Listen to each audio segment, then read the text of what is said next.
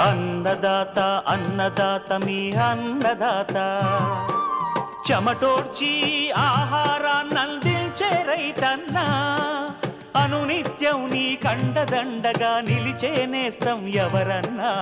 అన్నదాత అన్నదాత మీ అన్నదాత.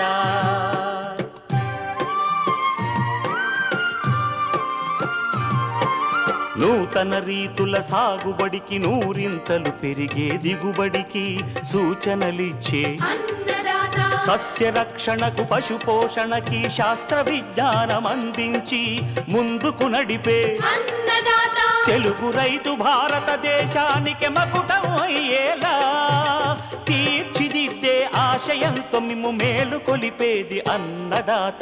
అన్నదాత అన్నదాత మీ అన్నదాత. అన్నదాత అన్నదాత మీ అన్నదాత. అన్నదాత ప్రేక్షకులకు నమస్కారం. ఈనాటి ముఖ్యాంశాలు: పంటలకు తెగుళ్లు రాకుండా సాగుకు ముందుగా చేపట్టాల్సిన చర్యలు, వేసవిలో లాభసాటిగా ఆకుకూరల సాగు, మామిడి కోతలు, సురక్షిత విధానాలలో కాయలు మాగవేసే పద్ధతులు, ఇంకా జై కిసాన్ వ్యవసాయ సమాచారం.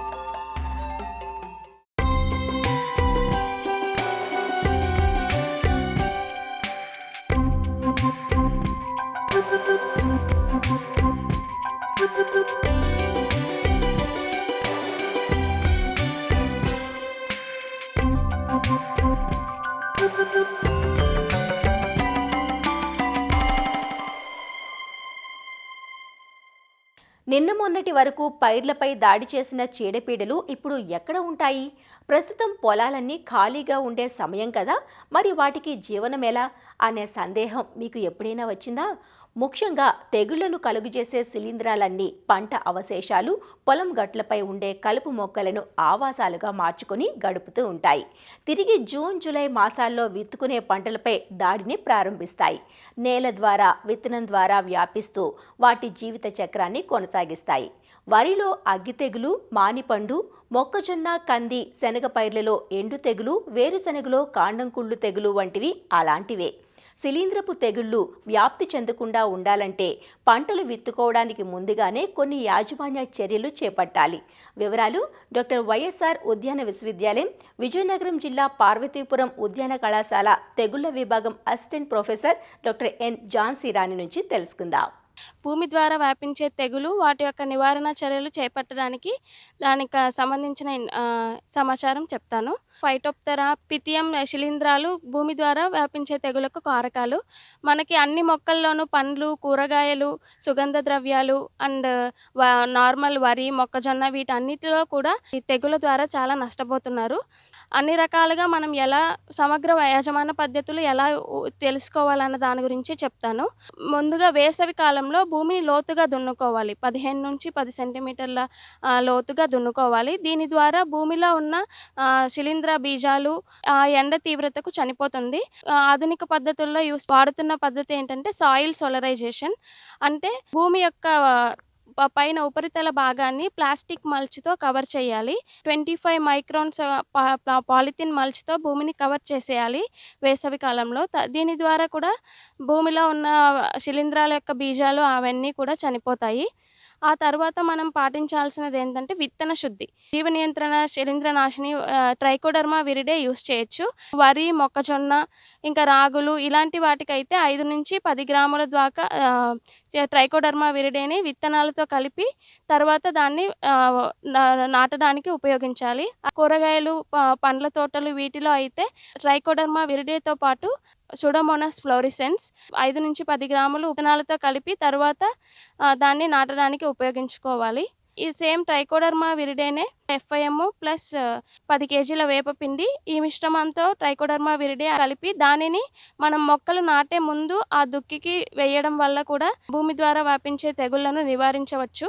తర్వాత ఇంకొక పద్ధతి ఏంటంటే పంట వేయడానికంటే ముందు జీలుగా మరియు జనుము వంటి మొక్కలను వేసుకుని తర్వాత దాన్ని దున్నేసి ఆ తర్వాత మామూలుగా మనం ఏ పంటలైతే వేయాలనుకుంటున్నామో వాటిని వేయడం ద్వారా కూడా ఈ శిలీంధ్రాలను తగ్గించవచ్చు. సో లాస్ట్‌గా మనము రసాయనాలనేవి వాడవచ్చు. సో రసాయనాల్లో మెయిన్‌గా కార్బెండిజము 1 గ్రామ్ పర్ లీటర్‌కి మిక్స్ చేసుకుని దాన్ని భూమి మొత్తం తడిసే విధంగా ఆ శిలీంధ్రాన్ని యూజ్ చేయాలి. కార్బెండిజంతో పాటు మ్యాంకోజెబ్ అండ్ మెటలాక్సైల్ ఇది కూడా 1.5 గ్రామ్స్ పర్ లీటర్‌కి మిక్స్ చేసుకొని వాడాలి. అన్ని విధానాలు వాడడం వల్ల పర్యావరణము, భూమి అండ్ నీటి కాలుష్యాన్ని తగ్గించవచ్చు. రసాయనాలపై ఉపయోగించే డబ్బులు కూడా తగ్గించుకోవచ్చు.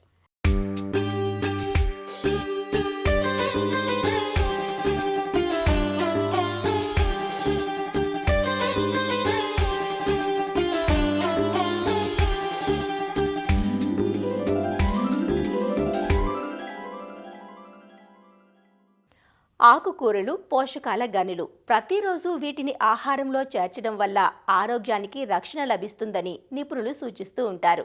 విటమిన్ ఏ, ఇనుము, కాల్షియం పుష్కలంగా ఉండే ఆకుకూరలను ప్రతిరోజు 125 గ్రాములు తీసుకోవడం వల్ల రోగనిరోధక శక్తి పెరుగుతుంది. అలానే ఆకుకూరలు రైతుకు ఆదాయ మార్గాలు. నిత్యం ఆదాయాన్నిచ్చే ఆకుకూరలను సంవత్సరం పొడవునా తేలిగ్గా పండించవచ్చు. వర్షాకాలంలో పండించినప్పుడు చీడపీడల సమస్య ఎక్కువగా ఉంటుంది. కానీ వేసవిలో ఒకంత జాగ్రత్త తీసుకుంటే ఆకుకూరల నుంచి మంచి పంట తీసుకునే అవకాశం ఉంటుంది. వేసవిలో అధిక ఉష్ణోగ్రతలు, తక్కువ నీటి లభ్యత వంటి సమస్యలు ఉంటాయి. ఎలాంటి మెలకువలు పాటిస్తే వేసవిలోనూ ఆకుకూరల నుంచి మంచి దిగుబడులు తీసుకోవచ్చో ఇప్పుడు చూద్దాం. వేసవిలో సాధారణంగా అధిక ఉష్ణోగ్రతలు, వేడిగాలులు ఉంటాయి. దీనివల్ల భూమిలో తేమ త్వరగా ఆవిరైపోయి మొక్కలు వడిలిపోతాయి. ఒకవేళ నీరున్నా విద్యుత్తు కొరత, లో వోల్టేజీ మొదలైన సమస్యల వల్ల కూడా నీటిని సక్రమంగా అందించలేకపోవచ్చు. అయితే కొద్దిపాటి మెళకువలతో వేసవి ఆకుకూరల సాగులో మంచి లాభాలు పొందే అవకాశం ఉంది. తెలుగు రాష్ట్రాల్లో ముఖ్యంగా గోంగూర, తోటకూర, పాలకూర, మెంతికూర, కొత్తిమీర, పుదీనా, బచ్చలి మొదలైనవి ఎక్కువగా సాగు చేస్తారు. వేసవిలో సాగుకు అనుకూలమైన తోటకూరలో ఆర్ఎస్ఏ-1, అర్కా సుగుణ, పూసా కీర్తి, అర్కా అరుణ ఎరుపు రకాలు, పాలకూరలో ఆల్ గ్రీన్, పూసా జ్యోతి, పూసా పాలక్ రకాలు, మెంతికూరలో Pusa early bunching, Lam selection 1 రకాలు, కొత్తిమీరలో సాధన, స్వాతి, గోంగూరలో ఆంగ్రో 12, లోకల్, ఎర్ర గోంగూర రకాలను ఎంపిక చేసుకోవచ్చు. వేసవిలో సాగునీటి సమస్య ఉంటుంది కనుక తేమ నిలుపుకోగలిగిన బరువైన నల్ల భూములు ఆకుకూరల సాగుకు అనుకూలంగా ఉంటాయి. నీటి వసతి ఉంటే ఇసుక నేలలు ఎంపిక చేసుకోవాలి. ఆకుకూర మడులకు తుంపర్ల పద్ధతిలో నీటిని అందిస్తే నీటి సమర్థ వినియోగంతో పాటు ఆకుకూర మడులను ఎండ తీవ్రత నుంచి కాపాడి అధిక దిగుబడులను సాధించవచ్చు.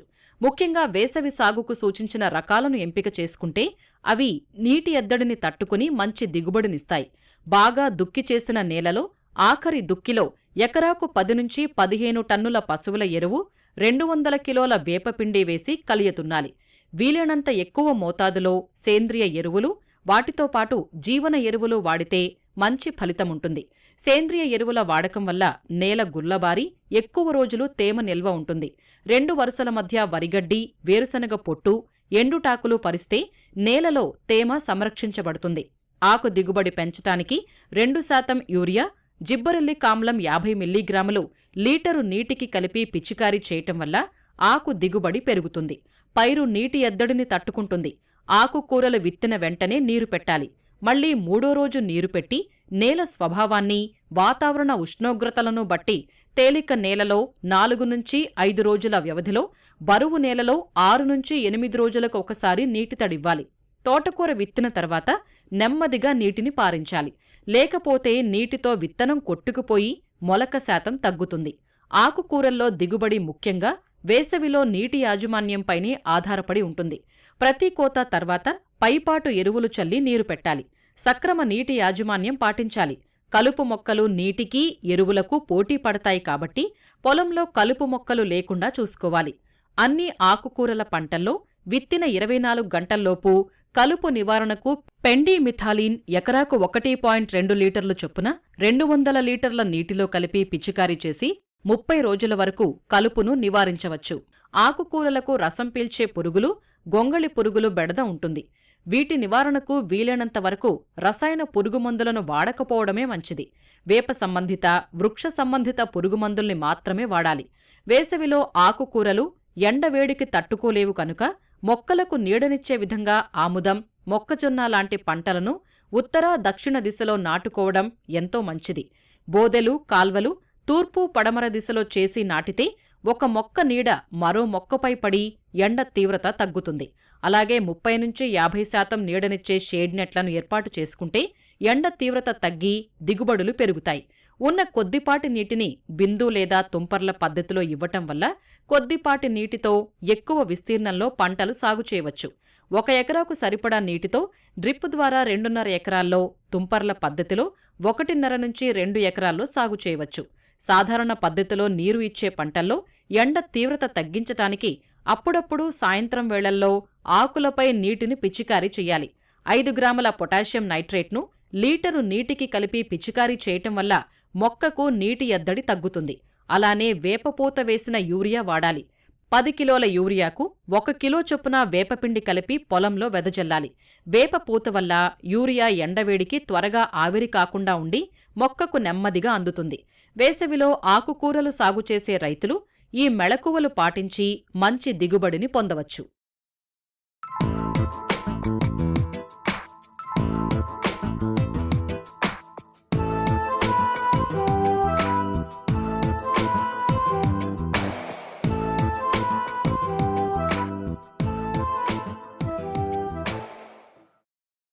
వేసవికాలం వచ్చిందంటే ప్రతి ఒక్కరం ఆస్వాదించే పండు మామిడి.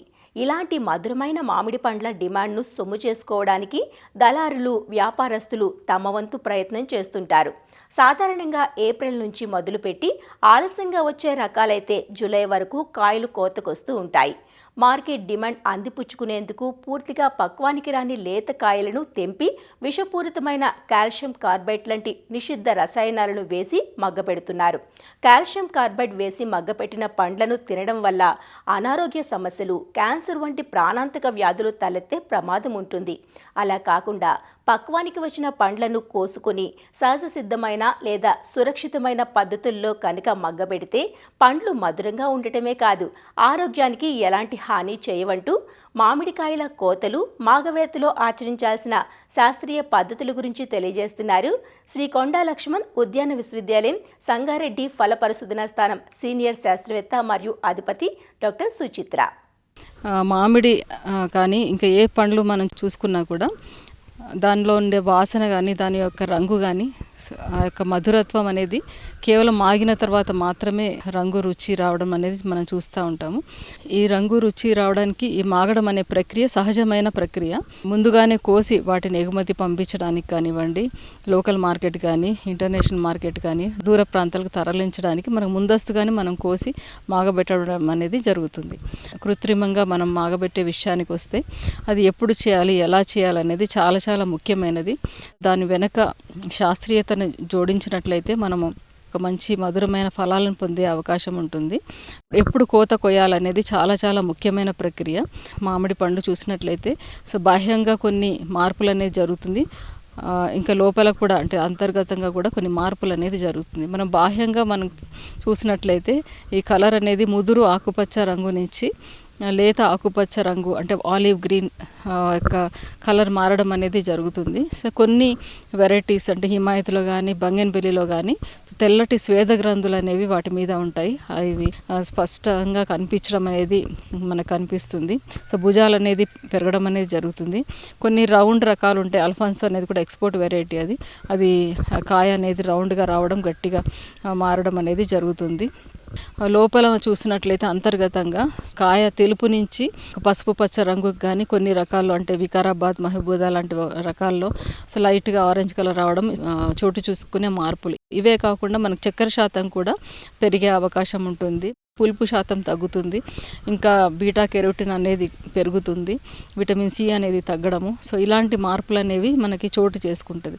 అయితే అంతర్గతంగా మనము చూడలేము కాబట్టి బాహ్య రకంగా మనం చూసినట్లయితే భుజాలు ఎత్తుగా ఉండడము, మన తొడిమ ఏదైతే ఉందో అది కొంచెం లోపలిగా ఉండడము, ఇలాంటివి కనిపించినప్పుడు మనం తొడిమితో సహా కొయ్యాల్సి ఉంటుంది. రిఫ్రాక్టోమీటర్ ద్వారా కూడా మనకు చక్కెర శాతాన్ని గమనించుకోవచ్చు. మనకు దూర ప్రాంతాలకు తరలించినట్లయితే 8 నుంచి 9 బ్రిక్స్ ఉన్న కాయల్ని మాత్రమే మనం కొయ్యాలి. అదే మనకి లోకల్ మార్కెట్ కానీ విత్ ఇన్ ఇండియాలో మనం మార్కెట్ చేసుకోదలిస్తే అది 10 నుంచి 13 డిగ్రీల బ్రిక్స్ ఉండే కాయలను మాత్రమే మనం కోయాలి. సో కోసేటప్పుడు ఈ హార్వెస్టింగ్ కూడా చాలా చాలా ముఖ్యమైనది. కేవలం ఉదయం కానీ సాయంత్రం కానీ మాత్రమే వీటిని కోయాల్సి ఉంటుంది. సో మధ్యాహ్నం వేళలో కోసినట్లయితే దీంట్లో సొన ఎక్కువగా కారడం వలన కేవలం మనము చల్లటి పూట మాత్రమే వీటిని కోయాల్సి ఉంటుంది. తొడిమితో సహా వీటిని కోయడానికి దాపోలి చిట్కం అనేది మనం వాడుకోవచ్చు. ఈ చిట్కం వాడడం వలన ఎటువంటి కాయలకు ఎటువంటి దెబ్బ తగలకుండా సేఫ్గా మనం హ్యాండిల్ చేయవచ్చు.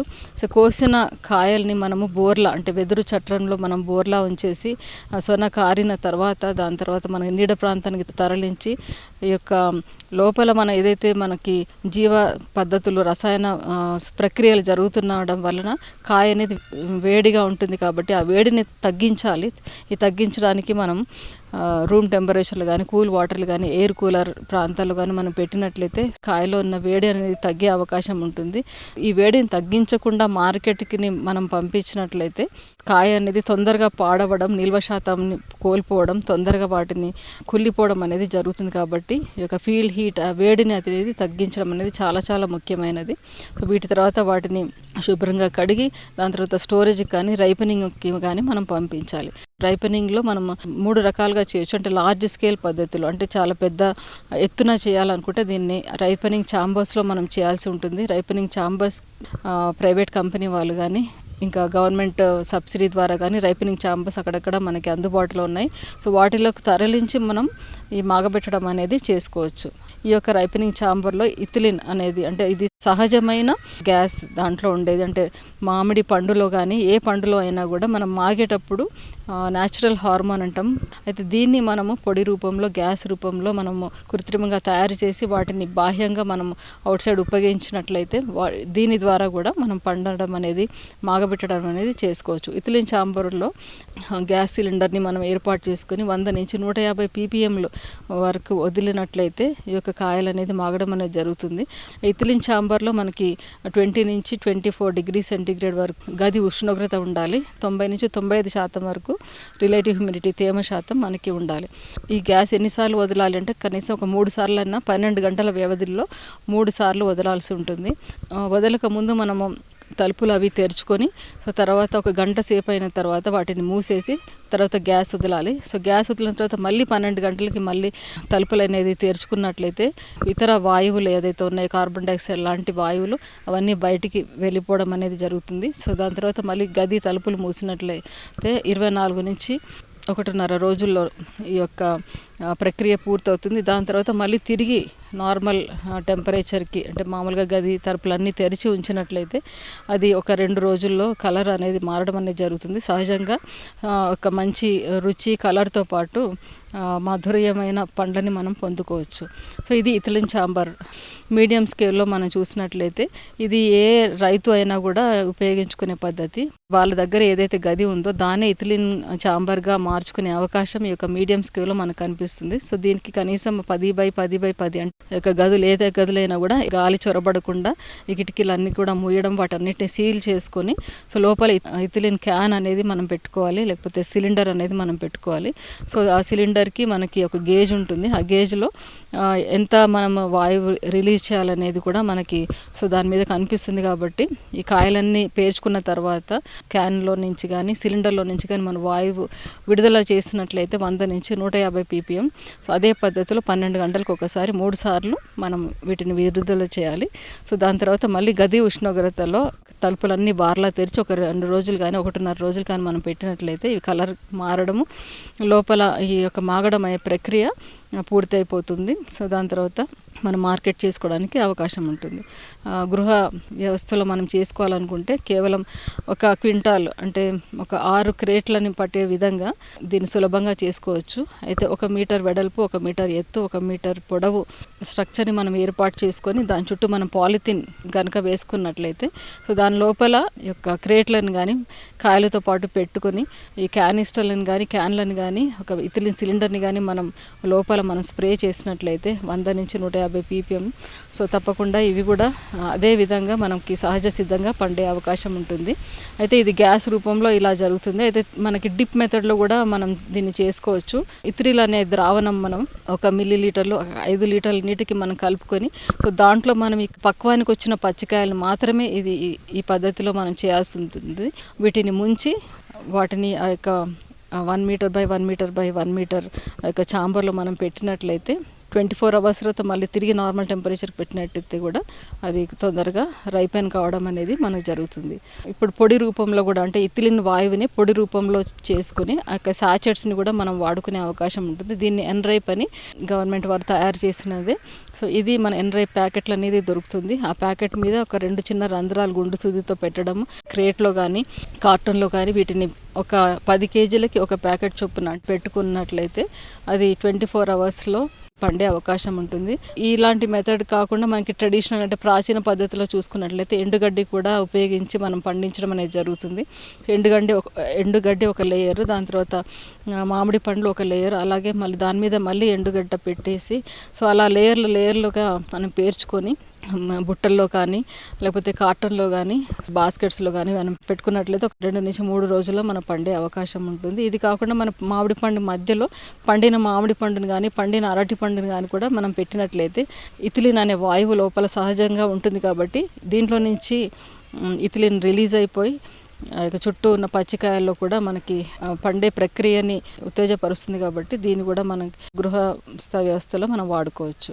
సో ఇటువంటి న్యాచురల్ పద్ధతులు వాడుకొని సో రైతాంగం లేకపోతే గృహ వ్యవస్థలో ఎవరైతే మనం రైపనింగ్ చేయాలనుకుంటున్నారో ఇలాంటి సేఫ్ పద్ధతులను వాడుకొని మాగబెట్టి రుచికరమైన పండ్లని పొందవలసిందిగా కోరుకుంటున్నాము.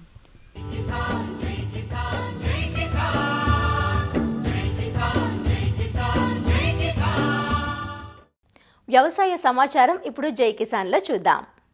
నిజామాబాద్ జిల్లా డిచ్పల్లి మండలం ధర్మారం బి గ్రామానికి చెందిన రైతు విష్ణువర్ధన్ రెడ్డి మోపాలు మండలంలో 2 ఎకరాల్లో కూరగాయలు సాగు చేపట్టాడు. సీజన్ను బట్టి అంతర మిశ్రమ పంటలు సాగు చేసే ఈ రైతు ప్రస్తుతం టమాటా, కాకర పంటలను సాగు చేశాడు. గత ఏడాది గ్రాఫ్టింగ్ వంగ, బీర పంటలను సాగు చేశాడు. ప్రస్తుతం బీర తీసేసిన పొలంలో మల్చింగ్ ఏర్పాటు చేసుకుని పంటలను సాగు చేస్తున్నాడు. పంటల సాగుకు శాశ్వత పందిళ్లను ఏర్పాటు చేసుకున్నాడు. ఈ విధానం వల్ల కాయ నాణ్యత పెరగడంతో పాటు మంచి దిగుబడి వస్తుందంటూ రైతు చెబుతున్నాడు. ప్రస్తుతం టమాటాకి పెద్దగా ధర పలకకపోయినా కాకర ఆదుకుంటుందని చెబుతున్నాడు. మోపాల్లో వచ్చేసి ఒక 4 ఎకరాల ల్యాండ్ ఉంది. దాంట్లో గతంలో 2 ఎకరాలు గ్రాఫ్టింగ్ వంకాయ ఉంది. పోయిన సంవత్సరం జూలైలో వేసాను అది గ్రాఫ్టింగ్ వంకాయ. తర్వాత బీరకాయ పెట్టిన, బీరకాయ క్రాప్ తీసుకున్నాను. తర్వాత మళ్ళీ ల్యాండ్ ప్రిపేర్ చేసేసుకొని స్టేకింగ్ టమాటా, కాకర 2 మన జనవరి 28కి టమాటా నాటా, ఫిబ్రవరి 6వ తారీఖు వచ్చేసి కాకర నాటా. క్రాప్ స్టార్ట్ అయింది. ఒక 2 ఎకరాలు వచ్చేసి పందిర్ల కింద స్టేకింగ్ టమాటా వేసా. విడిగా కింద బెడ్ పెట్టేసి వితౌట్ మల్చింగ్ పేపర్ డ్రిప్ పరిచి 1 ఎకరం వచ్చేసి టమాటా పెట్టా. ఈ 2 ఎకరాలలో మల్చింగ్ పేపరు, బెడ్ ప్రిపేర్ చేసుకొని కాకర 12, ఈ పందిరికి 12x12 గ్యాప్లో సెంటర్లో వచ్చేసి టమాటా, బెడ్ ప్రిపేర్ చేసుకున్న తర్వాత దానికి కాకర మల్టీక్రాప్ ఒకటే పంట విధానంలో పోకుండా మల్టీక్రాప్గా కాకర ప్లస్ టమాటా 2 పెట్టాను. 2.5 లక్షలు పెట్టుబడి టమాటాకి అయింది. మార్కెట్లో చాలా దారుణంగా ఉంది. మార్కెట్లో టమాటా 150 నుంచి 200 లోపల పోతుంది. కాకర పర్వాలేదు. కాకర స్టార్టింగ్ రేటు 30 రూపాయల నుంచి ఉంది. ఇది 2వ కట్టింగ్. ఇది కాకర ఫస్ట్ కట్టింగ్లో 175 కిలోలు తెంపా. టమాటా ఇది ఫస్ట్ కట్టింగ్. ఇది ఎప్పుడైనా నేను అంతర పంట పెడతా. ఇప్పుడు ఒక సుట్టి పంట లెక్క ఒకటే పంట పెట్టా. ఒకటి పోయినా ఒకటి కనీసం అక్కడికక్కడికైనా అవుతుందని. అయితే గతంలో ఇది బీరకాయ సొరకాయ 2 ఉండే. దానికి సంబంధించిన వ్యర్థాలు ఇందులోనే కలిగి దున్నినాము. దుక్కి ఫ్లవ్ చేసిన 2 సార్లు ఫ్లవ్, 2 సార్లు మొత్తం 5 సార్లు అయింది. ఇందులో 5 సార్లు ట్రాక్టర్ నడిపినాం. రూటర్ వేటరు, కల్టివేటరు, ఫ్లవ్, దుక్కిలు దున్నాం. దుక్కిలు దున్నిన తర్వాత బాగా ఎండిన తర్వాత 25 రోజుల మొక్కలు టమాటా పెట్టా. సెంటర్ బోదలు పెట్టేసి కాకరకు వచ్చేసి మల్చింగ్ పేపర్ పరిచి, అది ఎక్కువ పంట కాలం ఉండేది కాబట్టి 6 నెలల పంట కాలం కాబట్టి దానికి బెడ్ పేపర్తో మల్చింగ్ పేపర్ వేసా. టమాటాకి వేయాలి. ఈ టమాటా కింద అనకుండా స్టేకింగ్ పద్ధతి, పైన శాశ్వత పందిరి ఉంది కాబట్టి స్టేకింగ్ పద్ధతిలో టమాటాని పండిస్తున్నాం. ఇది పంట కాలం ఎక్కువ ఉంటుంది. మామూలుగా మనం కింద పండించేదానికి పైదానికి పంట కాలం ఎక్కువ ఉంటుంది. ఎందుకంటే ఇది ఆల్రెడీ నేను గతంలో యూట్యూబ్లో కానీ మన అన్నదాత ప్రోగ్రాంలోనే ఈ టమాటా పంట చూస్తూ విధానంతో పెట్టాను. ఏకపంట విధానం కంటే భిన్న మిశ్రమ పంటల విధానం రైతులకు కలిసొస్తుందంటూ యువ రైతు తన అభిప్రాయం వ్యక్తం చేస్తున్నాడు. మరిన్ని విభిన్న అంశాలతో రేపటి అన్నదాతలో మళ్ళీ కలుసుకుందాం. నమస్కారం. అన్నదాతలు తమ సందేహాలు, సమస్యలను 18004254085 టోల్ ఫ్రీ నంబర్లో ఉదయం 10 నుంచి 11 గంటల మధ్య పని దినాలలో సంప్రదించగలరు. ఈ కార్యక్రమాన్ని యూట్యూబ్లో www.youtube.com/annadata ETV లింక్ ద్వారా వీక్షించవచ్చు.